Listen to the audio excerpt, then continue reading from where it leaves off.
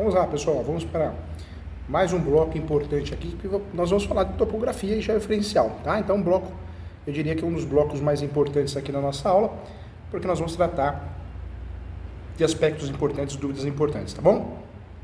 Quero falar sobre novidades. O uso do capião tem uma grande novidade, hein? Todos os advogados que atuam na área, no direito imobiliário, regularização de imóveis, tinham que saber disso, né? Que nós estamos vivendo a fábrica dos cursos, um monte de gente querendo ensinar você a regularizar imóveis e pouca gente tem propriedade sobre o assunto. Eu percebo isso, né? Infelizmente, poucas pessoas têm propriedade sobre o assunto. Então, o que nós vamos falar agora é algo que está impactando, sim, nas regularizações de imóveis. Então, vamos tratar desse assunto, peço que você preste atenção, porque é verdade. O problema não é você ganhar o uso capião judicial, a ação, ou o requerimento do uso capião fazer e prenotar, né, da entrada. O problema é você não conseguir o registro para o seu cliente. Esse é o problema. Então, vamos tratar desse assunto com respeito ao nosso cliente, com carinho, tá? Então, uma das grandes novidades 2023, de fato, foi sim, naquela época, naquele momento, surge ali, pelo princípio da autonomia, alguns cartórios estão recusando, sim, o registro do uso capião judicial, da sentença de uso capião, ou do requerimento de uso capião extrajudicial, em virtude da falta de detalhamento na peça ou no requerimento. Detalhamento é incluir a localidade do imóvel, a foto do imóvel, a descrição do imóvel e também, anexo, ter uma planta devidamente feita conforme regras importantes que nós temos, que agora você conhece, regras da NBR, né? Então, regras que são regras determinantes. Então, importante saber sim que para conseguir registrar o uso capião, você precisa, dentro da peça ou do requerimento, ter a localização e a descrição do imóvel. É uma regra, pelo princípio da autonomia, que os cartórios vão impactando. De fato, utilizando para proteção, né? Então, é importante ter aí, pelo menos, a planta das áreas que é alvo do projeto, de forma bem descrita, dentro da peça ou um documento anexo, mas isso tem que ser muito bem feito para que você consiga, de fato, ajudar o seu cliente. Então, presta atenção nisso, tá? Você que é advogado de advogada, não é só fazer a peça, não é só fazer o requerimento do uso capião extrajudicial. Dentro da planta, tem que ter características obrigatórias, do memorial descritivo também. Então, tem que prestar atenção nessa aula, porque o professor está falando algo muito sério. Tem muito advogado que nunca fez, ou está pensando em fazer o uso capião e já está fazendo errado. Não é só desenvolver a peça. Eu preciso, dentro da peça, trabalhar muito bem a descrição do imóvel, talvez incluir dentro da peça da exordial a planta, o memorial descritivo, lembrando que o ideal é que eu faça uma planta a mais completa possível. Alguns cartórios têm aí sim, e alguns juízes também solicitando aí em despachos, vem solicitando o levantamento topográfico planialtimétrico. Anote aí, planialtimétrico.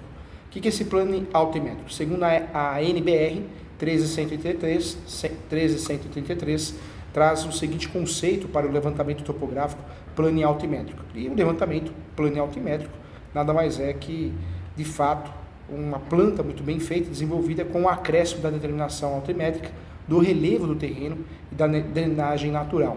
É uma planta topográfica que tem classificações de uma planta cujo desenho da topografia, além dos elementos planimétricos, também possui elementos altimétricos, né? Ou seja, as coordenadas X, W, Z. Então, é importante sim que a gente saiba pedir para o topógrafo utilizar a planta adequada para que isso possa impactar na procedência do pedido. Então, muita atenção em relação a isso, tá? Não é um simples croquis. Já falei que mapa e planta tem regras. Croquis não, croquis é um desenho, a gente faz do jeito que quer. Mas mapas e plantas têm regras para que tenham validade. É claro que é importante também a assinatura do posseiro, se possível a assinatura dos confrontantes em algumas situações importantes, mas a gente precisa sim se atentar a isso, porque não é só peticionar, conhecer a lei, mas é sim uma situação que eu preciso conhecer um pouquinho mais da prática para conseguir regularizar esses imóveis no Brasil, tá bom? Então, importante sim. Eu trago para você também, gente, o conceito, né, o que é topografia, definição, e o objetivo é que você possa atuar na área com qualidade, tá? Então, vamos lá. Topografia é a descrição de um lugar, definida como a ciência que estuda as características naturais ou artificiais presentes na superfície de uma localidade. Utilizamos os dados coletados na topografia em diversas áreas, como edificações, sistema viário, loteamentos demais, né? Saneamentos, mineração, indústria. Então é importante saber, tá bom? Essa classificação. O objetivo da topografia, eu trago para você primeiramente que o principal objetivo da atividade topográfica é a obtenção da planta topográfica, em que sua elaboração necessitam de dados coletados durante um levantamento topográfico. Entretanto, as atividades de um levantamento topográfico são oriundas da norma brasileira, né? A 13.183, de execução de levantamento topográfico, definindo, sim, como conjunto de métodos e processos que, através de medições de ângulos horizontais e verticais, de distâncias horizontais, verticais e inclinadas, inclusive, como instrumento adequado à exatidão pretendida. De forma primordial, implanta, sim, e materializa pontos de apoio no terreno, determinando suas coordenadas topográficas. Eu diria que, portanto, esses pontos relacionam, né, os pontos, vamos relacionar esses pontos de detalhes visando uma exata representação planimétrica numa escala pré-determinada, a sua representação altimétrica por intermédio de curvas de um nível, com equidistância também da pré-determinada ou pontos cotados. Para que serve um levantamento topográfico? Em algumas ações são obrigatórias, uso campeão judicial, o requerimento de uso campeão judicial, retificação de área, demarcação e divisão de terras, então são necessárias, são importantes sim. E até numa ação reivindicatória, que é uma ação petitória, eu consigo localizar exatamente o terreno onde ocorreu a invasão, então, em diversas ações. Em requerimentos judiciais, retificação, uso campeão, até uma adjudicação compulsória, não que seja obrigatório, mas faria diferença, tornaria o requerimento ou a ação talvez mais eficaz, mais bem feita, mais bem elaborada, né? Então isso também ajudaria bastante. Para que serve o levantamento topográfico? Na execução do levantamento topográfico, vamos obter sim conhecimento geral do terreno, relevo, limites confrontantes, áreas, localização, amarração e posicionamento. Informações sobre o terreno destinadas a estudos preliminares de projetos e anteprojetos ou projetos básicos e a projetos executivos também, tá bom? Ademais, o objetivo do levantamento topográfico deve estar bem estudado antes da realização, mesmo que utilizadas em métodos de execução compatíveis com a necessidade pré-definidas. As medidas angulares, medidas lineares também, as medidas de desnível, né, e as respectivas tolerâncias em função de erros considerados como base na destinação do levantamento também é um ponto importante. Eu trago para você que assegurando a propagação de erros, né, que não excedam os limites de segurança aceitáveis para o serviço em questão, senão nós não temos o básico da topografia. Eu trago para você também alguns pontos importantes. O que é um ponto topográfico? Tá? Então, o ponto topográfico do terreno, ele serve de apoio para a execução das medidas lineares e ângulos, onde seu conjunto forma a representação do espaço. E sendo assim, os pontos devem vir acompanhados de sua cota, que oferece a informação de altura na representação gráfica. Como é dividida a topografia? E eu trago aqui para você. A topografia é dividida em topometria e topologia, tá? Mas se você sabe a diferença entre elas, vamos lá. A topografia tem a palavra originada do grego, onde topo significa lugar e metro medida.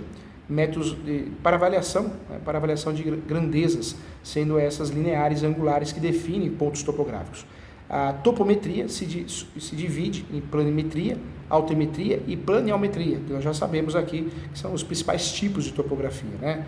A planimetria atua no plano horizontal, consiste em obter os ângulos e as distâncias horizontais para a determinação dos projetos dos pontos do terreno para a representação no plano topográfico. A altimetria, né, as medidas são feitas num plano vertical, onde obtemos os ângulos horizontais e verticais, as distâncias, inclusive horizontais, e os diferentes níveis também. Já a planiometria associa a planimetria e a altimetria, a junção das duas, nós conversamos sobre isso também, tá bom? Como posso atuar na área de topografia? A competitividade no mercado é uma realidade e na área de topografia não é diferente, né? Nós temos que ter profissionais devidamente habilitados, treinados, e isso é importante para que você possa exercer a função. O que faz um topógrafo? Trabalha com plantas, desenhos, né, de imagens. Existe o técnico de topografia, que é o técnico habilitado para desenvolver diversas atividades, e tem o engenheiro topográfico também, que é responsável por medir determinados tamanhos também. E vamos diferenciar aqui do georreferencial, hein, gente? Georreferencial Georreferenciar um imóvel é definir sua forma, dimensão, localização através de métodos de levantamento topográfico que vai tornar as coordenadas gráficas de modo do imóvel de forma conhecida. O georreferenciamento, né, como é o nome dado, ele foi criado para eliminar as falhas do levantamento topográficos antigos no passado, que por vezes gerava áreas sobrepostas e grandes discussões jurídicas.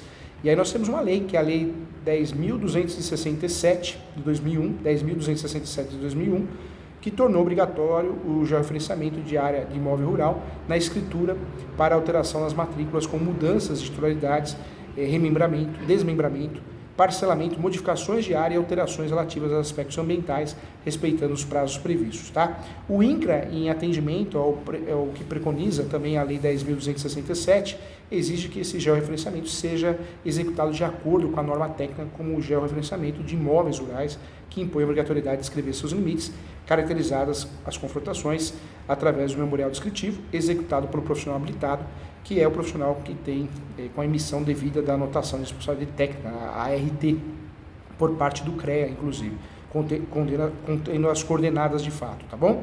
As vertices, né, definidoras dos limites dos imóveis rurais e o georreferenciamento também do sistema brasileiro, com previsão posicional de 50 centímetros sendo atingida na determinação de cada um deles, tá bom? Quero trazer para você que também pode interessar o que é módulo rural. Né? Módulo rural ou módulo fiscal reflete a área mencionada nos módulos rurais do município, expresso em hectares e fixado a cada município também. Existe a cadeia dominical, o conceito é a cadeia registral, isso pode ser feito no levantamento topográfico. O módulo rural também é uma unidade de medida de hectares que relaciona a dimensão, a localização e a forma. Existe o CECIR também, que é o cadastro, é a prova do cadastro do imóvel rural, indispensável para desmembrar, arrendar, hipotecar, vender ou ainda partilhar amigavelmente ou judicialmente áreas rurais, tá bom? Então, importante também, o CCR, né, também, o agronegócio possui a sua mecânica de financiamento, várias espécies de títulos de crédito próprias, né, e 2 delas acabam gerando muita confusão, a CPR, que é a Cédula de Produto Rural, e a CCR, né? Então também é importante você saber. Agora sim, acho que agora ficou bem completo, bem bacana, e você não é mais enganado não, você sabe quais são as espécies de topografia, o que é georreferencial e algumas classificações importantes.